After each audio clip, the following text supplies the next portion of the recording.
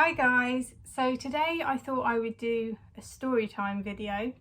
So this is quite different for me. I haven't shared much of this sort of thing, but this is a story that I've told a couple of people and they've said to me, that's really interesting and strange. I think you should film a video about it. So here we are. And what I thought I would do is explain my first episode of this, and then you can see it through my eyes and see if you can realise what this thing was, what caused this to happen. So it first started when I was about 12 years old and I was at Scouts and we were standing around. In the beginning you have to stand and I think you have to do a flag or something. We were standing there and I was just thinking, gosh, I feel really unwell. But then I was also thinking I couldn't remember what I was wearing. So I looked down and I couldn't see what I was wearing. I looked down and I could see some parts, but when I looked down I couldn't see myself. And so with my hands, I like very tentatively was like checking to see what I was wearing, and I just continued to feel more unwell, and then it was getting so much worse and my vision started to shrink in like this. And it wasn't black on the edges, it was just nothing. And my field of vision was just getting smaller and smaller. And I felt so unwell. And I started to think at one point, I'm going to be sick. So I spoke to the Scout leader and I said, I feel really unwell. I think I'm going to be sick. Can you call my dad? So my dad came out, picked me up and took me home, and I went straight to bed. And before I went to bed, I was stumbling around because I couldn't see properly. And my dad thought, she just doesn't feel well. So then when I was in bed, I just closed my eyes because I was in a lot of pain as well at this point. Just felt really unwell and I couldn't see. Like, that's how I felt. And I thought to myself, in the morning, I'm going to have to tell my dad that my vision's gone. Because at this point, when I finally got into the bed, that's when it was closing in until it was completely gone. And I was just lying there feeling like I was going to be sick, like crap. And actually what I thought had happened was that I needed to wear glasses at this point, but I didn't tell my parents because I was embarrassed. And I thought, well, George, you've really gone and done it now, because you were so defiant about not telling your parents that you needed glasses. I thought it had made me go blind. So then I wake up the next morning and everything's fine. My vision is completely back. I don't feel sick. I'm not in pain. So I go and tell my dad, and I'm like, Dad, I thought I was going to have to tell you that I've gone blind. And that's the thing I was worrying about, because I was like, gosh, what an ordeal for my dad to have to go through. And all because I didn't tell him that I needed glasses. And I had also heard that if you need glasses, it can give you headaches. However, that was not what had happened here. And when I spoke to my dad, he was like, you should have said, because I know exactly what that was. That was a migraine with an aura. So an aura is a sensory disturbance that can be with your vision or with your hearing that happens before you get a migraine. Hi, so I'm just editing, and I don't think I said, but most auras are referred to as a visual disturbance, and you don't often fully lose your vision like I do. So that's why my case was a bit different. The aura is very common, but I don't think people commonly completely lose their vision, which is what happened to me. And it was a slow thing. It wasn't suddenly gone. It did start as a visual disturbance, but mine would progress and then my vision would be fully gone. So I hope that sums it up, just in case if anyone is thinking you don't fully lose your vision with an aura. Some people do. It's not very common, but I was the one. Back to it. So for me, the sickness and vomiting and everything was overriding the pain, and that felt more intense to me. And so I was just telling my dad, I feel sick, and I was just thinking, oh my god, I can't see. And those were the things I was thinking of. But actually, when I discussed it with my dad, I realised that yeah, I did have a migraine, because that pain was the migraine pain. So we knew what it was and we just left it because we thought it was a one-off thing. Cue a couple of years ago when I had another one and it was Christmas and we were decorating the room, and I said to my dad, I can't see the Christmas tree. Because at this moment I could see my dad and my stepmom. I was talking to them and everything else had gone, because this is what happens with my vision for me. So it starts slowly and it just starts shrinking in until it's completely gone. And for some reason my dad didn't catch on this time, and he thought I was saying it was a visual problem, and he was just saying, you've spent too much time on screens, you need to just go and lie down. So I just went and lie down, fell asleep. And actually I avoided the pain that time because I fell asleep before the pain set in. And that's something you can do, because this aura typically happens 30 to 60 minutes before an episode. So you'll be, if you have an aura, you'll be experiencing that. And because I was at home and I could go straight to bed, the pain never hit because I just went to sleep. And talking about the pain, I had another one when I was at home, and it was pancake day, and I didn't get to sleep in time this time, and so I was just vomiting so much. It was so painful, and you probably know with me, vomit seems to be my reaction to everything. I mean, any physical sensation. Go in the car, I'll be sick. Be in pain, I'll be sick. Eat something, I'll be sick. So it just seems like I am sick quite easily. And I was just vomiting so much this time. And my dad just kept coming in and out with the bowl and everything like that. And then finally fell asleep. And I woke up 2 hours later and they were doing pancakes and everything. And I said, where's my pancakes? And my dad was like, you've been projectile vomiting. We didn't think you'd want pancakes. And I was like, no, I'm fine, I want pancakes.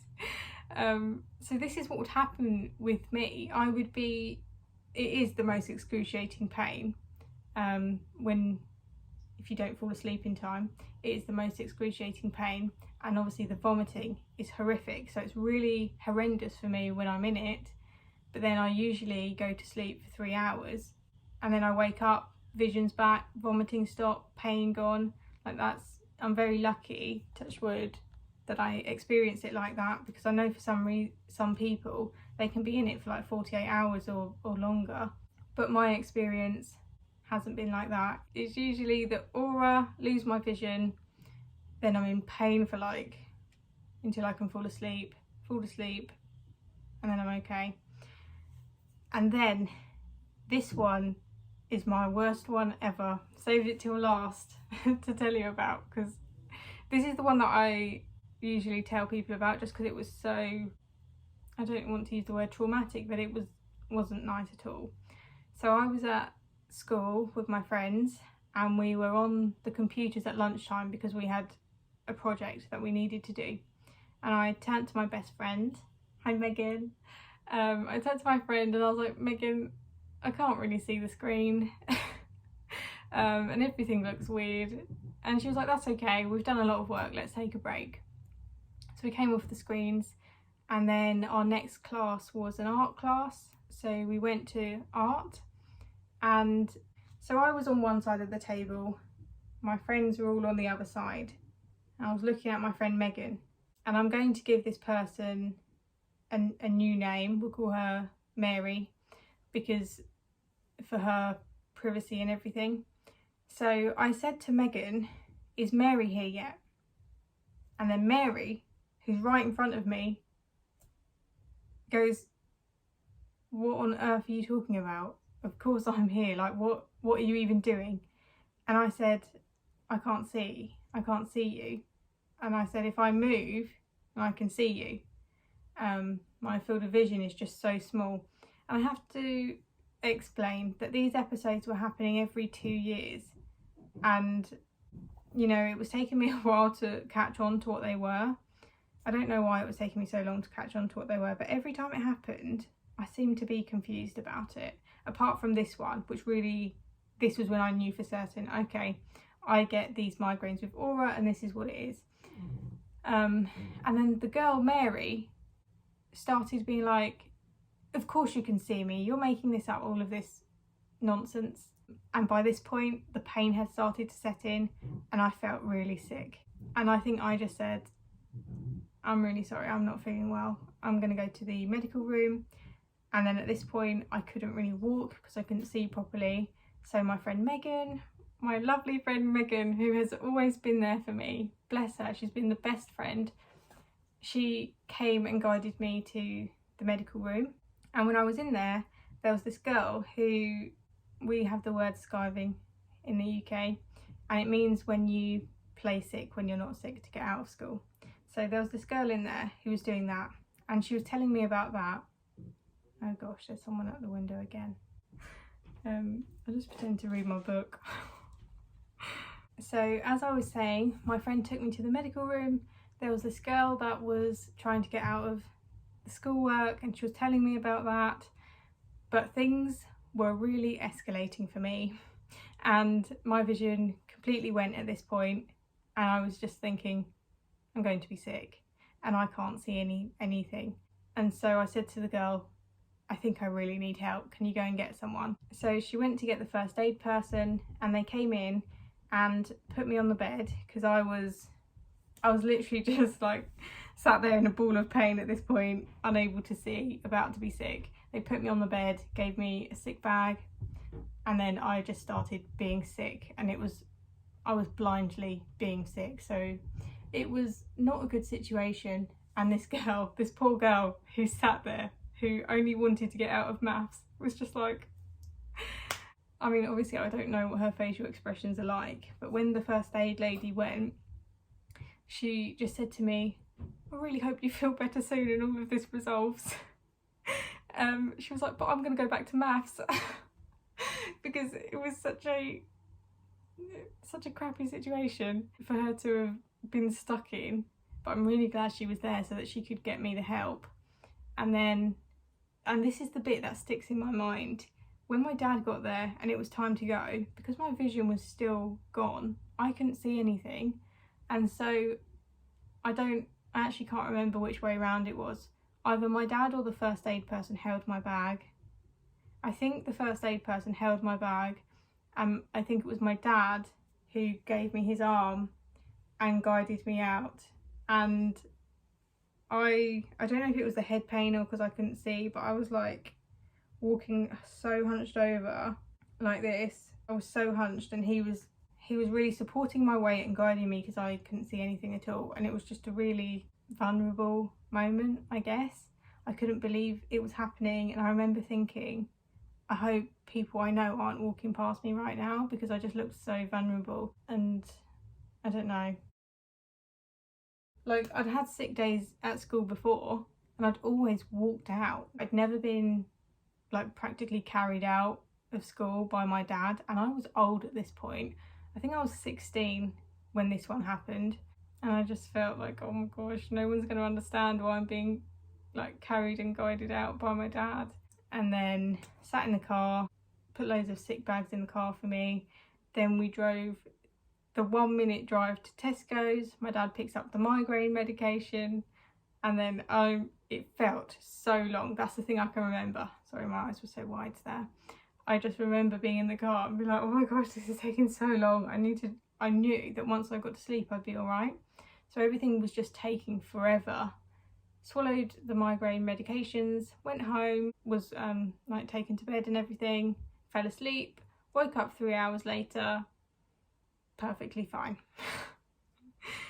So that's my story with the condition that kept making me temporarily completely lose my vision.